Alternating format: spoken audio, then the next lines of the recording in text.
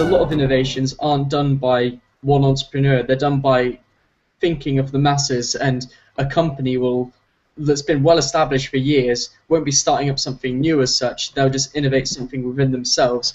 I wouldn't say that's really entrepreneurship, but it is innovation. So, in my early education, I never had a class, to just think about what would I like to do, or something like that. I mean, it was like get prepared for the best job that you can get. About why we don't see like people from the States helping develop entrepreneurial spirit in more developing countries. I don't think that the opportunity to do that was there until relatively recently. I also know that there's a lot of entrenched bureaucracy that prohibits the ability for people to work together. There are some companies, obviously, like Google, for example, who are constantly innovating the way they have their employees working, the environment they're in, as well as technology. Obviously, they're always advancing and making the best new products that they can. I kind of agree with you, Simon, but at the same time, I don't believe that that I can call these companies totally innovative companies. Like Google is made a car that can drive itself. No. Google is really innovative, but I'm not waiting from Google like the new electric lamp. I don't know how you guys call it in English. Would be different if we talk about innovation in an individual perspective, or innovation about a company or business perspective. Although innovation has led to lots of good things, it's also led to nuclear weapons and like terrible crimes that have done a lot of harm to a lot of people.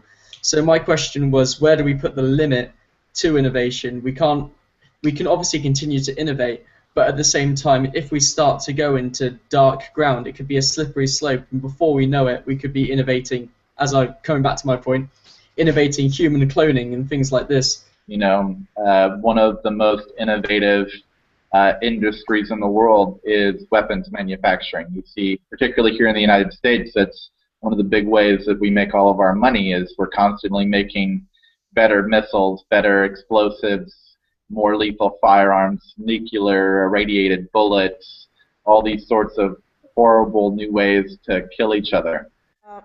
At the end, I don't think that the innovation or the power is what corrupt the men. It's instead it's like the men corrupting the innovation or the power. Now it was investment in military development that created the internet in of itself. The internet was originally designed for military communications, and then we were able to develop it to have this conversation now, and I think that internet has allowed us to connect together, hold our governments more accountable, led to the relatively peaceful, in some regards, revolutions in the Middle East, these waves of human rights. I think that we're bending towards peace, hopefully. Innovation begins with a need.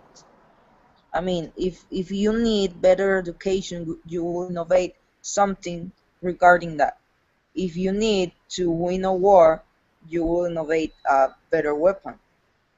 How far this craziness about innovation pushes away from our own nature? Like when you face stress, back in the day, when you face stress, it would be because you're running from a mammoth, and that stress would last 10 minutes and it'd be over.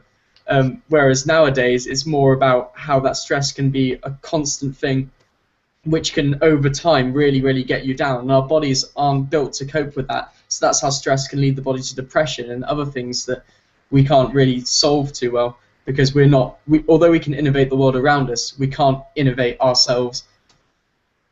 Now we're having a conversation about, we have very little information about this, which makes it hard for us to hold them accountable. We need more information. When a decade ago, we didn't have that at all. You know, we were stuck in our own communities thinking about, you know, we were just watching MTV or whatever. Now we're so connected to the world. We're able to get those bits and pieces even from a country that's so hard to access, like North Korea, that we're bending towards justice. I'd just like to finish off with one last main question, which is what this all really comes down to in a way. Does the end justify the means in terms of innovation?